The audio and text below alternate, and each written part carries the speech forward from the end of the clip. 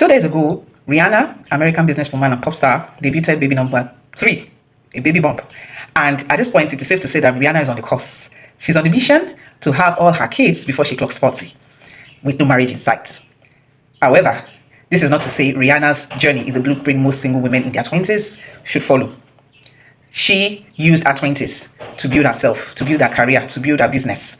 I remember I made a video last year talking to single women that, talking about single women not allowing themselves to be pitied or wallowing in self-pity because there's no prospect in sight, and how I encouraged them. I used Rihanna and Serena Williams as an example because these are women that used their 20s to build their career, and by the time they were in their 30s, they were settled. I specifically said it is not a blueprint. A lot of we have different journeys. Our journeys are not the same. If you choose to have get married in your 20s like Prissy, fine, all well and good. But if at that point there is no prospect in sight, instead of you wallowing in self-pity, why not build an empire? Why not upskill? Why not take that course? I remember that was the video I made, and it still stands, because I know that there are some ladies, young ladies, that desire to marry early but it's not coming forth, and before they get married or before they settle down, they're in their 30s. However, in your waiting period, just like Rihanna did, just like Serena Williams did, they built their careers, they built an empire for themselves, and by their 30s, when they've amassed so much wealth, fortunately for them, they were able to, say, I want to settle down. In Rihanna's case, like I said previously, no marriage in sight. We all know how Hollywood Americans don't really rate marriage like that. It is in this part of the world that we carry marriage for head.